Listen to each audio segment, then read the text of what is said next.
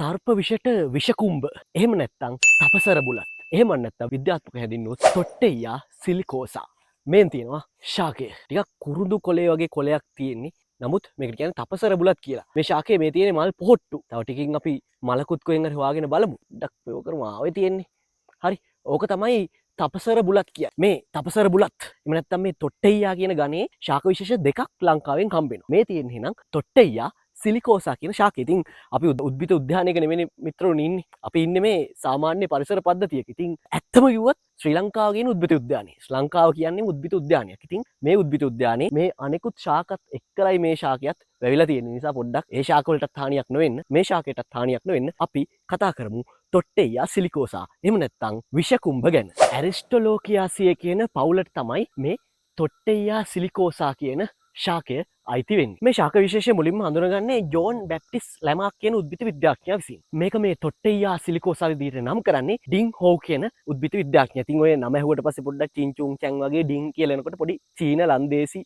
කියන එකතුව ඔයාලට මැවිලා පේනවා ඇති. ඒ නිසා මේ විද්‍යාඥයා ඔය චීන ලන්දේසි ජාතික විද්‍යාඥයෙක්. අර බැප්ටිස් ලැමාක් විසින් අපාමා සිලිකෝසා නැත්නම් අපාමා සිලිකෝසා කියලා විද්‍යාත්මක නාමකරණය කරලා තිබ්බ ශාකය තමයි මේ ඩින් හෝව් කියන විද්‍යාඥයා විසින් නිවැරදිව අපහු පාරක් තොට්ටෙයියා කියන ගණයට ඇතුළත් කරලා තොට්ටෙයියා සිලිකෝසා කියලා නාමකරණය කරලා තියෙන නිසා වර්තමානයේදී මේ ශාකයට භාවිත වෙන නම තමයි තොට්ටෙයියා සිලිකෝසා කියන්නේ. ඉන්දියාවේ තොට්ටෙයියර් කියන ප්‍රදේශයේ ජනතාවට ගෞරවයක් විදිහට තමයි මේ ශාක ගණය තොට්ටෙයියා කියලා නම් කරලා තියෙන්නේ. ඒ වගේ මොකක්ද මේ සිලිකෝසා කියන්නේ? දිගටි කරලක් වගේ ඵලයක් හැදෙන නිසා තමයි මේ ශාකයට සිලිකෝසා කියන නම යොදලා තියෙන්නේ. නමුත් අපිට මේ ශාකයේ මේ දවස්වල මල් දැක ගන්න, පුෂ්ප දැක ගන්න පුළුවන්. හැබැයි ඵලයක් නැත්තම් කරලක් දැක ගන්න හම්බෙන්නේ නැහැ. කරලක් හම්බෙච්ච දවසක මම ඔයාලට ෆොටෝ එකක් හරි දාන්නම්. ඔයාලා දිගටම රැඳිලා ඉන්නවා කියලා මම දන්නවනේ. ඒ නිසා අපි තොට්ටෙයියා සිලිකෝසා වල පුෂ්ප ගැන කතා කරමු. පුෂ්ප ගැන කතා කරන්න කලින් ඔය තොට්ටෙයියා ඩිව්වාට්‍රේ කියලා තව විශේෂයක් මේ ආසන්න අතීතයේදී ලංකාවෙන් හඳුනා ගත්තා. ඒ කියන්නේ මේක ඉන්දියාව විතරක් ඒ තොට්ටෙයියා ඩිව්වාට්‍රේ කියන එක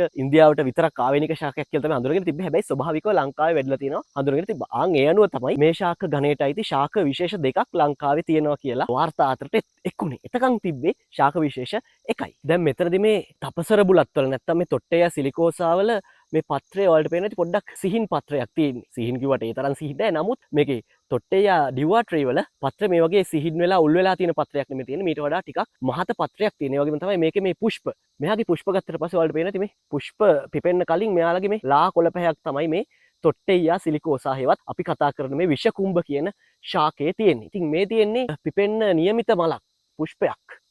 ඕන් තියෙනවා පිපෙන්න නියමිත පුෂ්පයක්. ඊට පස්සේ අපිට මෙතනින් මේ විදිහට බලා ගන්න පුළුවන් මේකේ පුෂ්ප පේන්නේ වලට පේනවා මේ නික අතු වලනේ නැත්තම් කඳේනේ පුෂ්ප පිළ තියෙන්නේ. මේ තියෙන්නේ මේ තොට්ටෙයියා සිලිකෝසා පුෂ්පයක්. බලන්න එයාගේ ලස්සන. ඒ වගේම තමයි මේ ඇතුලේ තියෙන රේණු හැඩය සහ මේ පුෂ්ප පෙති තුනකින් යුක්ත නැත්තම් නිකන් මණිපත්‍ර වගේ වර්ගකින් යුක්ත ලස්සන පුෂ්පයක් තමයි මේ තොට්ටෙයියා සිලිකෝසා කියන ශාකයේ අපිට දැක බලා ගන්න හැකියාව තියෙන. ඉතින් මෙතන අපිට පුෂ්පත් බලා ගන්න පුළුවන්. ඒ වගේම මේ ශාකයේ පොහොට්ටුත් බලා ගන්න පුළුවන්. මේ පොහොට්ටු වලට පේනවා ඇති මේ හෙඳි ස්වභාවය. එහෙම නැත්තම් බූව ස්වභාවයක් තියෙනවා. ඉතින් මේක තමයි මේ තොට්ටෙයියා සිලිකෝසා වල විශ්මිත ලස්සන ශාකයේ පුෂ්ප සහ අදාළ දේවල්. ඉතින් මේ ශාකය ගත්තොත් මේ තියෙන්නේ මේකේ මුල. මේ මුලෙන් පටන් අරගෙන ඔයාලට පේනවා ඇති මේ මුලෙන් පටන් අරගෙන මේ ශාකය මේ විදිහට මේ ඉහළට වැඩිලා අපටත් වඩා ඉහළට මේ මෙතනක් තියෙනවා මේකේ පුෂ්ප. අපටත් වඩා ඉහළට. ඒ කියන්නේ මිනිස්සෙක් උසටත් වඩා වැඩි උසකට මීටර සාමාන්‍ය 1.5ක් දෙකකට කිට්ටු උසකට මේ තොට්ටෙයියා සිලිකෝසා ශාකය වැඩිලා තියෙනවා. ඔයාලා දන්නවද දැන් සුවඳ වගේම ගඳ කියන්නේත් එක තරාකාරයක හැඟීමක් දැනීම. සමහර ශාකවල පුෂ්ප සුවඳ වෙලා තියෙන්නේ පරාගණයට සතුන් ආකර්ෂණය කරගන්න. ඒ වගේම මේ ශාකයේ මේ විෂකුම්භ වල නැත්තම් මේ තපසර බුලත් වල පුෂ්ප වල සුවඳක් නෙමෙයි තියෙන්නේ දුගඳක්. අර මේ දවස්වල ස්වාමීන් වහන්සේ නමක් කරනවා TikTok එකේ මම දකින වීඩියෝ අර ඒක තිබ්බොත් තමයි මේක තියෙන්නේ. ඒක නැති වුණාම මේකක් නැහැ කියලා අර ලස්සන අභිධර්මයත් එක්ක යන ලස්සන විග්‍රහයන් කරන. ඒ වගේම තමයි ඉතින් මෙතනත් කියන්න තියෙන්නේ මේ සුගඳ තියෙන නිසානේ දුගඳ තියෙන්නේ. සුගඳ නැත්තම් දුගඳ කියලා එකකුත් නැහැ. ඉතින් දුගඳ නිසා මැස්සෝ නැත්තම් දුගඳට ආකර්ෂණය වෙන සතුන් මගින් තමයි මේ ශාකය පරාගණය කරගන්න. එතකොට ඔයාලා හිතනවා මේ තපසර බුලත් කියන්නේ කියලා. සාමාන්‍ය ඉස්සර කාලේ මේක මේ බුලත් එක්කලා කලවමේ ආහාරයට ගත්ත මේ ශාකවල පත්‍ර පොඩි කරාම පොඩි සැර ගන්ධයකුත් තියෙනවා. ඉතින් බුලත් එක්කලා ආහාරයට ගත්තා. නමුත් මේක වැඩි කණ්ඩ හොඳ එකක් නෙමෙයි. ඔයාලගේ වකුගඩු වලට එහෙම විවිධ රෝගාබාධ ඇති වෙන්න පුළුවන් මේක නිතර ආහාරයට ගත්තොත්. ඒකත් කියන ගමන් මේක මේ තපසර බුලත් උනේ ඒ වගේ අර බුලත් එක්කලා ආහාරයට ගත්ත ශාකයක් නිසා. තවත් හේතු ඇති. ඒව දන්නවනම් ඔයාලා කමෙන්ට් සෙක්ෂන් එකේ දාන්න හැමෝටම දැනගන්න. මේ ශාකය ඔය ඉන්දියාවේ වෙස්ටර්න් ගාට්ස් නැත්නම් බටහිර ගාට්ස් සහ ලංකාවේ කියන ඉන්දියාව සහ ලංකාව කියන රටවල් දෙකට ආවේනික. නැත්නම් අපිට දේශීය ශාකයක්. කියන්නේ අපේ රටේ වනාන්තරවල මේක ස්වභාවිකව දැක ගන්න අපිට හැකියාව තියෙනවා. එතකොට ලංකාවේ තෙත් කලාපීය වනාන්තරවල මේ වගේ මේ හෙවණ සහිත අර ඇත්තටම මොකද ශාකේ හොයාගන්නත් බෑ මෙහෙම ඉඳන් බැලුවම ලං වෙලා බලන්න තු. ඉතින් මේ තියෙන්නේ මේ තපසර බුලත් ශාකේ තමයි.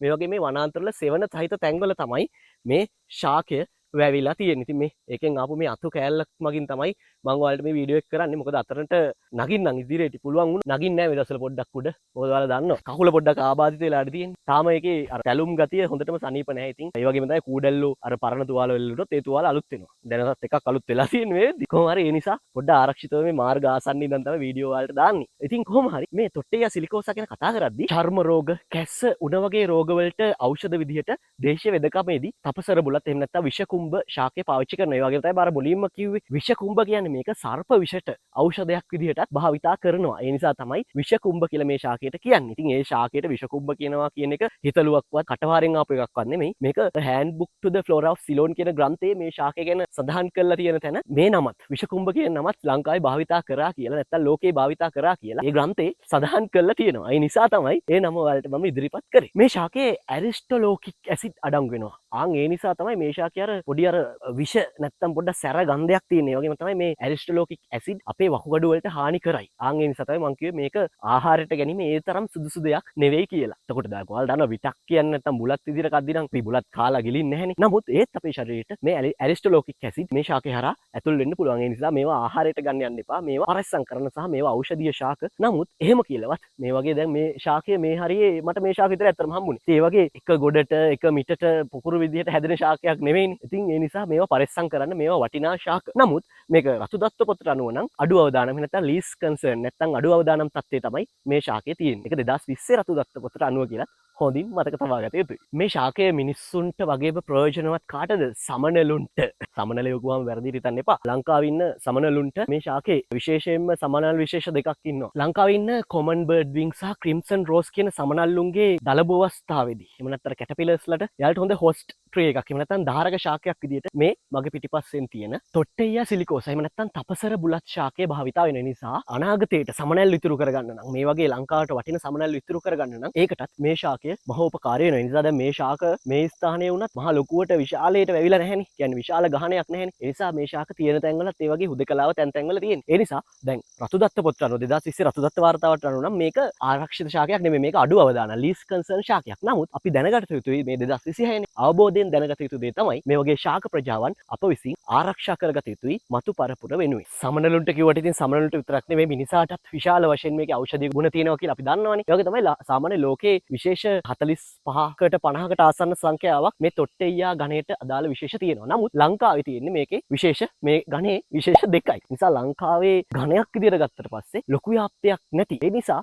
ලංකාව ඇතුලේ තියෙන වටිනා තොට්ටෙයියා කෙනෙක් තමයි මේ තොට්ටෙයියා සිලිකෝසා කියන්නේ. මෙයාලගේ පත්‍ර ගත්තට පස්සේ මේ පේනවද? පත්‍ර පාදේ ඉඳන් පටන් ගන්න ප්‍රධාන නාරටි තුනක් තියෙනවා. දැන් එකයිනේ අපිට පේන්නේ. හැබැයි මෙතනින් මේ තවත් නාරටි දෙකක් පටන් අරන් පත්‍ර පාදයෙන් පටන් ගන්න ප්‍රධාන නාරටි තුනක් තියෙනවා මේ තොට්ටෙයියා සිලිකෝසා වල. ඒ වගේම මේ තියෙන පත්‍රයේ මේ දිගට ස්වභාවය, උල් වෙච්ච ස්වභාවය මේ තොට්ටෙයියා සිලිකෝසා අපිට හඳුන ගන්න තවත් වටිනා ලක්ෂණයක්. ලංකාවේ අර තියෙන තොට්ටෙයියා ඩිවා ට්‍රේ කියන එක අඳුරගත්තේ Journal of the National Science Foundation ශ්‍රී ලංකා කියන ජර්නලයේ තමයි තොට්ටෙයියා ඩුවා ට්‍රේ කියන තොට්ටෙයියා විශේෂය ලංකාවෙන් අඳුරගත්තා කියලා මේ පරීක්ෂණ වාර්තාව අඩංගු වෙලා තියෙනවා. ඔයාලට පුළුවන් ඕනනම් මේ පරීක්ෂණ වාර්තාවත් අන්තර්ජාලයෙන් හොයාගෙන කියවන්න. මේ තොට්ටෙයියා සිලිකෝසා ගැන පළවෙනි පරීක්ෂණ වාර්තාව නැත්නම් පළවෙනිටම සඳහන් වෙන්නේ 1981 දී බ්ලූමියා කියන සංග්‍රහවට තමයි අර ඩින් හෝ කියන කෙනා මේ ශාකය අලුතෙන්ම විස්තර කරලා ලියන්නේ. නැත්නම් ඒකෙන් තමයි ප්‍රකාශනය වෙලා තියෙන්නේ මුලින්ම.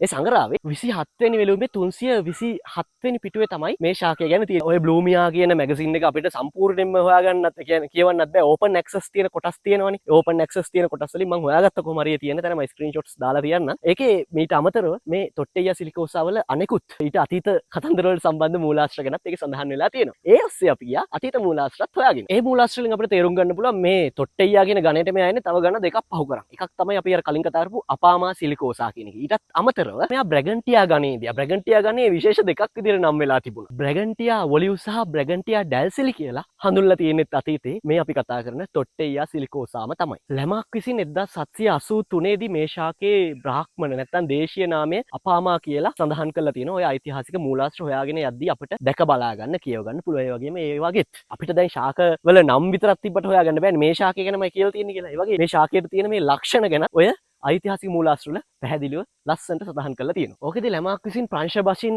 ඇල්පන් ඒ සිලිකේ කියලා තමයි මේ ශාකය විස්තර කරලා තියෙන්නේ. ඒකට ඇල්පම් නැත්නම් ඇල්පන් කියලා තමයි අතීතයේදීම මේක නම් කරලා තියෙන්නේ. ඊට පස්සේ තමයි අපාමා ගණයට එන්නේ. ඊට පස්සේ තමයි අද කතා කරන මේ තොට්ටෙයා ගණයට මේ ශාකය වැටලා තියෙන්නේ. බලන්න මේක මේ ගවේෂණ කොයිතරම් අපූර්වද කියලා. අනිත් දේ තමයි මම පොඩ එළියට ආවේ මේ අඳුර රජයනවා මේ වනාන්තර ඇතුලේ. වනාන්තරේ කොට මේව පාරවල්. හරි මේ ගමකට යන පාරක්. ඉතින් දැනුත් මේ ගම්වාසියෙක් කතා කරලා ගියා. ඇත්තටම හරියම හොඳ මිනිස්සු අර මම කලින් බදුල්ල ශාකය ගැන කතා කරෙත් මේ පැත්තටම ආසන්න ඉඳලා හරිම හොඳ ගම්වාසීන් ඉන්න පැත්තක් මේක. ඉතින් කොහොම නමුත් මාර්ග අසල තමයි මේ දවස්වල දිවි ගෙවන්නේ. කැලේ යන්න පොඩ්ඩක් තාම මදි මෙව්ව එක. හරි වර්ෂ 1686 දී ඔය අල්පම් කියලා මේක නම් කරලා තියෙන්නේ. ඔයාලා අහලා තියෙනවා අර කලින්ත් අපි කතා කරා බෝවිටිය ගැන කතා කරද්දී කියන්නේ ඔය හීම් බෝවිටිය මහ බෝවිටිය ගැන කතා කරද්දී හෝටස් මලබාරිකස් කියලා කෘතියක්. ඔන්න ඒ කෘතිය තමයි මේක ඒ විදිහට නම් කරලා තියෙන්නේ. හෙන්රික් වෑන් රීඩ් විසින් තමයි ඔය හෝටස් මලබාරිකස් රචනා කරන්නේ. අපි දැන් කතා කරේ 1783 ගැන. ඒකෙදි 1783 දී ලැමාක් විසින් නිකන් ලැමාක් නෙමෙයි ජීන් බැප්ටිස්ට්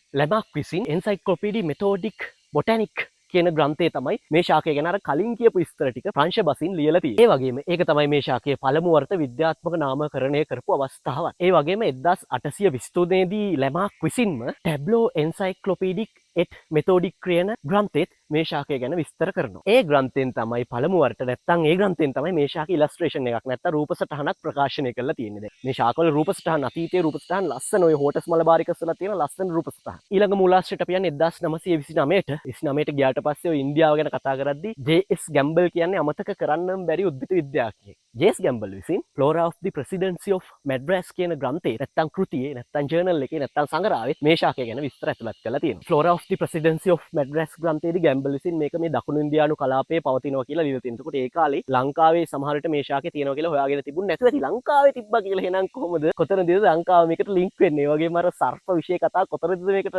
මුහු වෙන්නේ? ලංකාවේ ශාක ගැන තියෙන අත්පොත නැත්තම් Handbook to the Flora of Ceylon ග්‍රන්ථය. මේක දැන් අපි දන්නවා ට්‍රිමන් විසින් විතරක් නෙමෙයිනේ. ට්‍රිමනුත් මේකේ කතරු කෙනෙක් ගොඩක් කියවෙන. ඒ වගේම මේකෙදි මේ අපි ළඟ ඉන්න තපසර බුලත් ගැන කතා කරන්නේ. එහෙම නැත්තම් විෂකුම්භ ගැන කතා කරන්නේ ආතර් හියු ගාෆික් ඇල්ස්ටන්. එහෙම නැත්නම් ඇල්ස්ටන් කියලා අපි හඳුන්වන්නේ ඇල්ස්ටන් කියන උද්භිද විද්‍යාඥයා තමයි Handbook to the Flora of Ceylon කියන ග්‍රන්ථමාලාවට මේ අපි ළඟ ඉන්න විෂකුම්භය නැත්නම් මේ අපි කතා කරපු තපසර බුලත් මේ ග්‍රන්ථයට ඇතුළත් කරන්නේ. කොහොම නමුත් ඒ 1931 ඊටත් පස්සේ 1981 දී තමයි මේ ශාකයේ වර්තමානයේ තියෙන තොට්ටෙයා සිලිකෝසා කියන නමින් නම් වෙලා වර්තමානයේ දක්වා භාවිතයට එන්නේ. ඉතින් ඔන්න ඕකයි මිත්‍රවරුනි අපි ළඟ මේ ඉන්න මේ අතේ දුරින් දැන් අඳුර වැටිලා. එතකොට අපිට පාවිච්චි කරන්න අපේ අර මෙලෝරා වැඩ කරන්නේ නැති නේද? වැඩ කර නැති වුණාට මේ වෙලාවේ අපිට වැඩක් තියෙනවා. නමුත් මේක අර ඒ කඩේ කෙනා කියපු විදිහට වැඩ කරන විදුලි පන්දමක් නෙමෙයි. වගකීම් සාතිකයක් කියලා ගන්න දුන්න. හැබැයි ඉතින් ඒක පාවිච්චි කරන්න උන්නේ නැහැටි. ආයි කඩේට යන්න එපා. කොහොම නමුත් ඒක පාවිච්චි කරලා අපිට පුළුවන් තියෙන ශාක ගැන ওই විදිහට අපිට බලා ගන්න. ඔය කොලේ යටිපැත්ත.